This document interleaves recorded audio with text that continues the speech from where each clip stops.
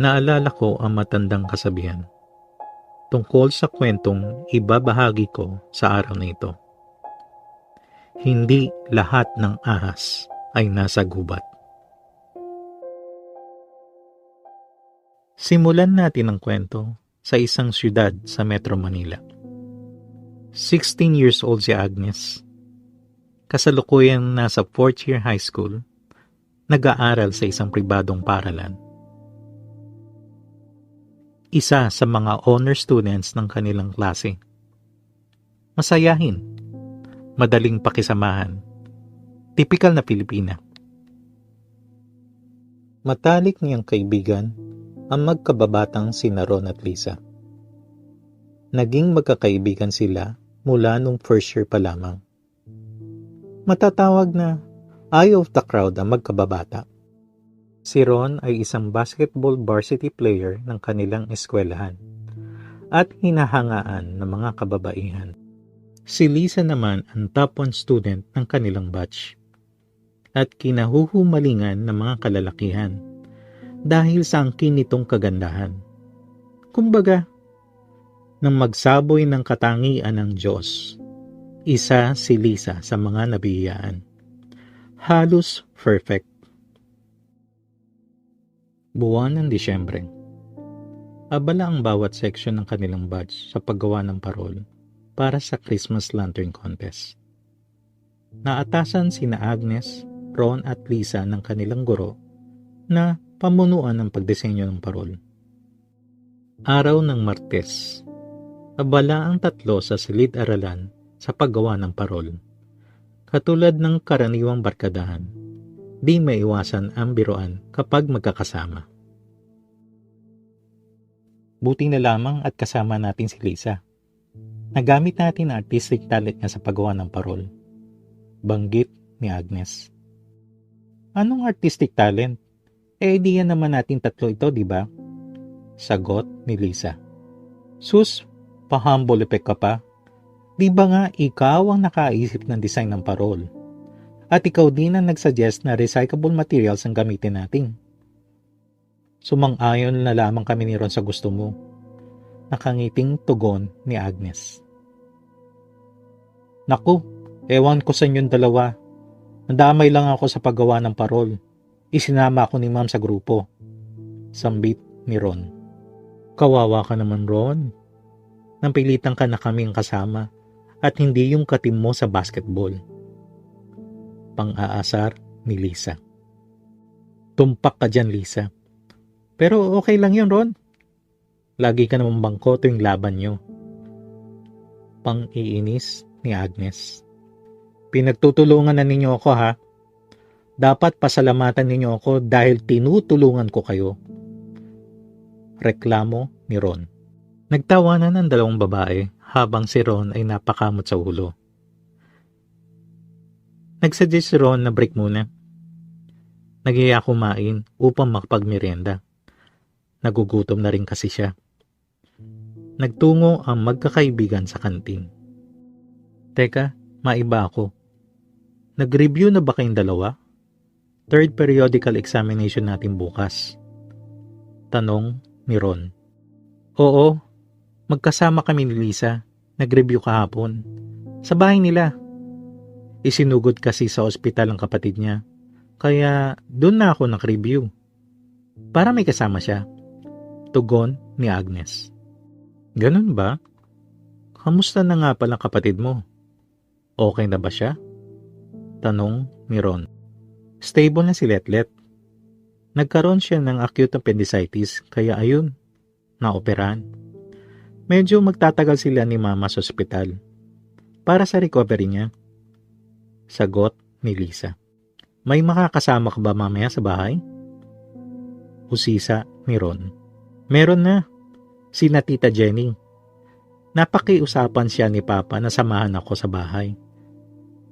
Panggabi pa rin kasi si Papa. Maagap na sagot ni Lisa. Hay naku, kumain na tayo para makabalik agad sa naiwang trabaho. Mamaya, kukunin na ni Ma'am yung parol. Giit ni Agnes sa mga kaibigan. Nang matapos kumain ng magkakaibigan, ay muling bumalik sa kanilang gawain. Dahil abala sila sa paggawa ng parol, hindi nila namalayan ang pagtunog ng bell, hudyat ng kanilang uwian. Nagsisimula na rin dumilim, kaya inayos na magkakaibigan ang kanilang mga gamit. Sabay-sabay na silang lumabas ng paaralan. Habang naglalakad patungo sa sakayan ng jeep, may napansin si Agnes na isang lalaki. Nakatayo sa waiting shed, tila nakatingin sa direksyon nila. Maya-maya pa'y ngumiti at kumaway sa kanila ang lalaki. Yan ba yung kapitbahay mo na masugid mo maliligaw? Cute ha? Pabulong na tanong ni Agnes. Oo, siya nga. Para ng stalker. Laging nakasunod sa akin. Yamot na sagot ni Lisa.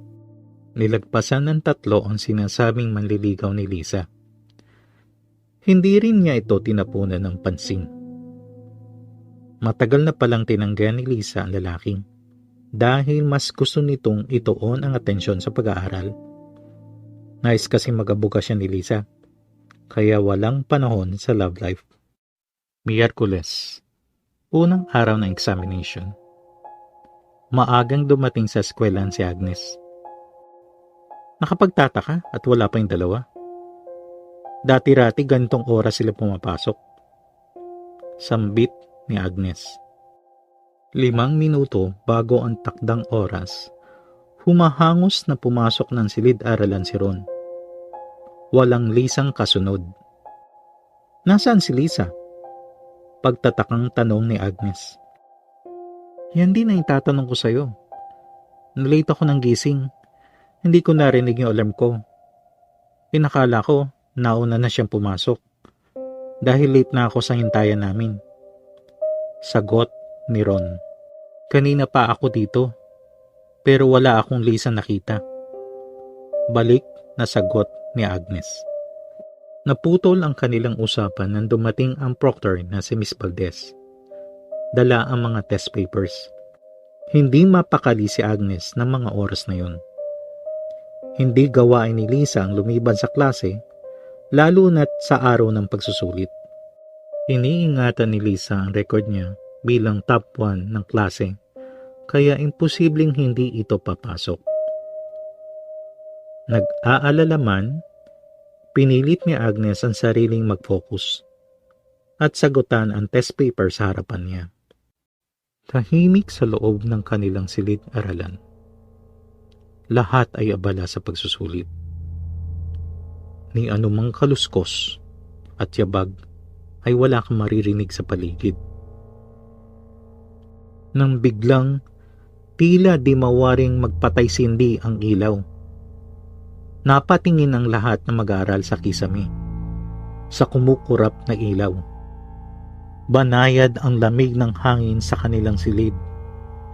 Subalit mas malamig ang hanging dumampi sa pisngi ni Agnes. Nagdulot ito ng kakaibang takot at kaba sa kanya. Nanindig ang kanyang mga balahibo. Bakit ganito nararamdaman ko? May masama ba nangyari kay Lisa? Bulong ni Agnes sa sarili. Maya-maya pa'y tuluyan nawala ng sindi ang ilaw sa kanilang silid-aralan. Kasabay nito, nasulyapan ni Agnes ang nabuong anino sa bakanting upuan ni Lisa na lalong nagpakaba sa kanya. Iniutos ng kanilang proctor na buksan ang mga bintana at pintuan upang lumiwanag ang kanilang silid at maipagpatuloy ang kanilang pagsusulit. Nabalot ng katahimikan ang kanilang silid-aralan. Abala ulit ang mga mag-aaral sa pagsusulit. Nang biglang, isang malakas na hampas ng hangin ang pumasok sa kanilang silid. Dahilan upang liparin lahat ng test paper na hawak nila. Laking gulat ng buong klase sa nangyari. Dahil maaliwalas ang panahon ng oras na yun, naging masidhina ang takot at kaba ni Agnes. Kung kaya't, Ma'am Valdez, may I go out? Paalam ni Agnes sa proctor nila. Nakita ng proctor ang panginginig ng kamay ni Agnes. Napansin niya ang maputlang pawisang mukha nito. Pinayagan siya ng guro na makalabas ng silid at sinabihang dumaan sa school clinic kung masama ang pakiramdam. Agad ding lumabas si Agnes upang magtungo sa palikuran ng mga babae. Nagmamadaling pumasok si Agnes sa palikuran. Mag-isa lamang siya sa loob. Bukas lahat ng pintuan ng 4 na cubicles maliban sa dulo nito, sapagkat may karatula na out of order. Humarap sa lababo at nagmamadaling binuksan ang gripo. Paulit-ulit na binasa ng malamig na tubig ang kanyang mukha at pilit pinapakalma ang sarili. Ano ang nangyari kay Lisa? Ano ito mang nangyayari ngayon? Bakit may premonition? Tanong ni Agnes sa sarili. Sobrang katahimikan na tanging lagaslas ng tubig ang maririnig. Nang biglang may naulinagan si Agnes na impit na pag-iyak. Inakala niyang isang guni-guni. Kung kaya't isinira ang gripo para pasubalian ang kanyang hinala. Ngayon, naging malinaw na sa kanyang pandinig. May umiiyak. Saan? Sino? Tinignan ni Agnes mula sa salamin ang pang-5 cubicle na bahagyang nakabukas ang pinto nito. Doon nagmumula ang panaghoy. Napatigagal si Agnes. Sigurado siya na wala siyang kasama doon.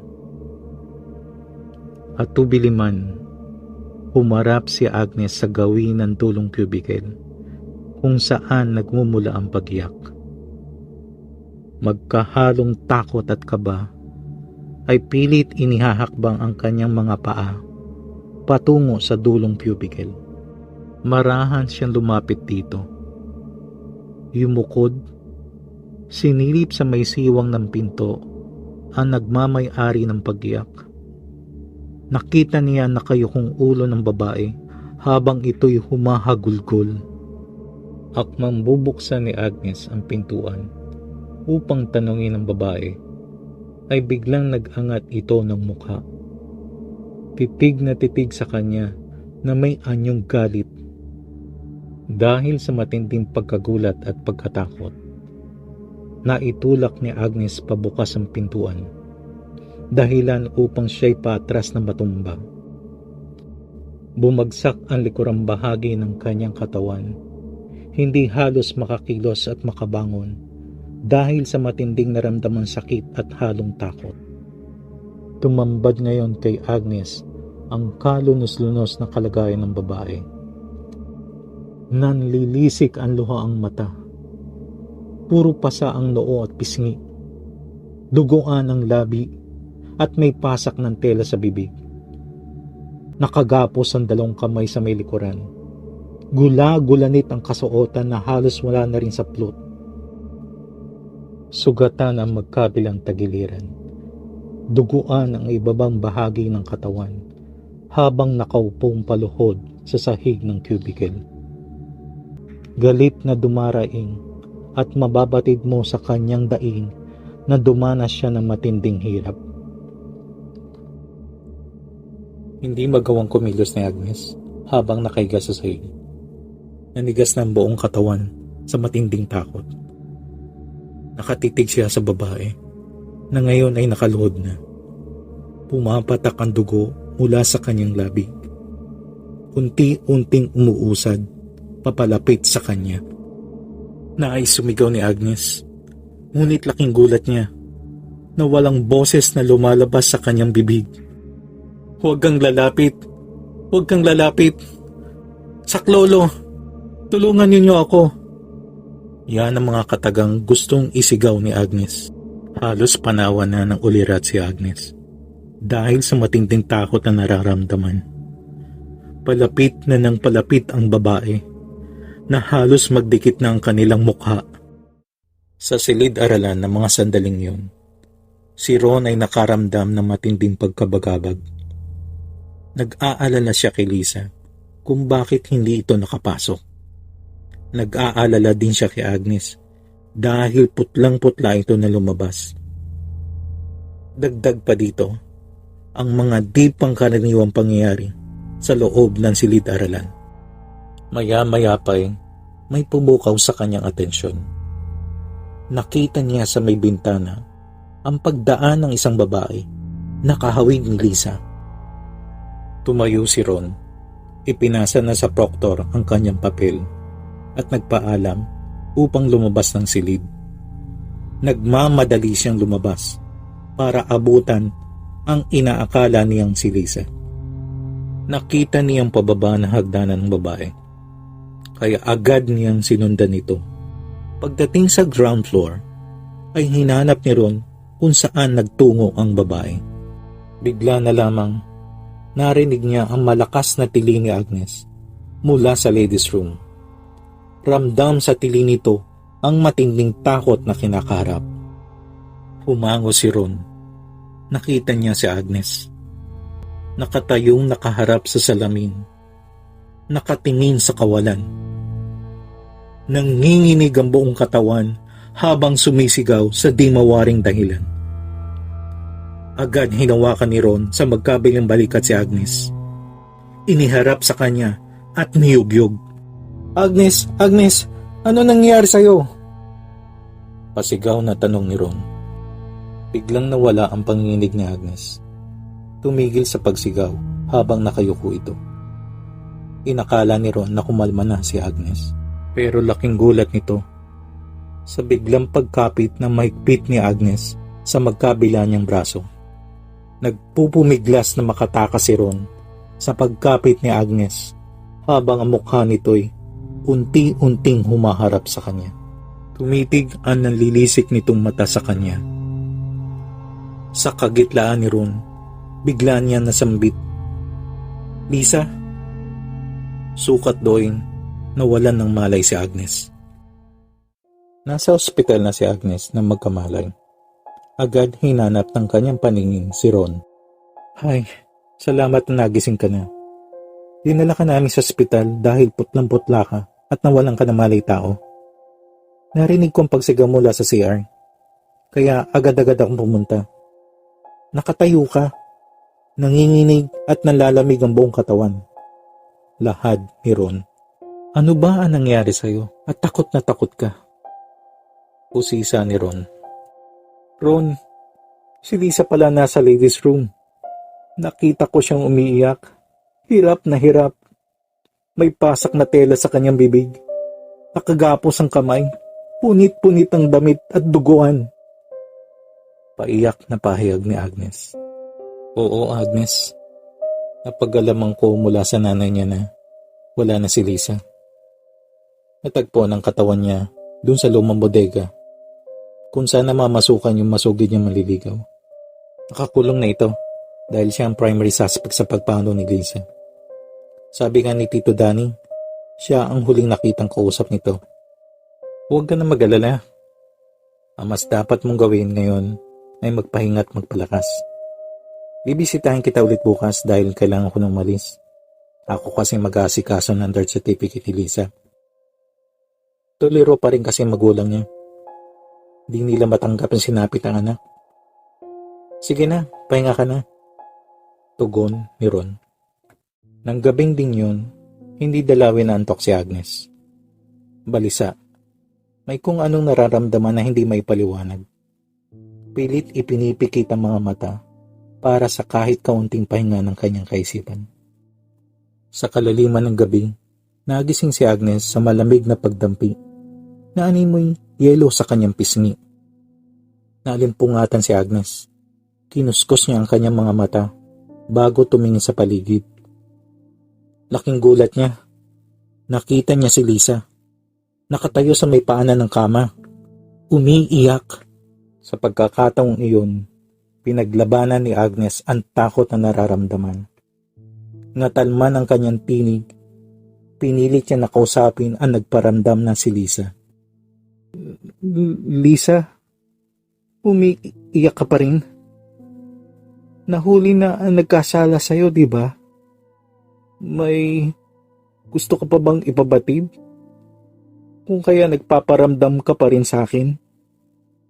Tanong ni Agnes. Patuloy sa pag-iyak si Lisa na tila iniluluwa ang telang nakapasak sa kanyang bibig. Nalaglag ito sa paanan ni Agnes, kasabay ng paglaho ni Lisa. Nagising si Agnes mula sa kanyang pagkakatulog. Panaginip lang pala ang lahat.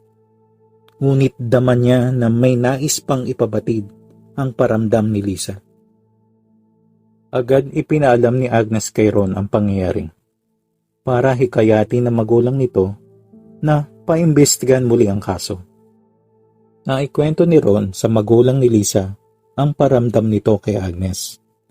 Dahil itinuring na rin nila na kapamilya si Ron kung kaya't sumang-ayon ang magulang ni Lisa sa pakiusap ng dalawa. Makalipas ang ilang araw sa muling pagdalaw ni Ron kay Agnes. Musta na pakiramdam mo? Tanong ni Ron. Okay na ako.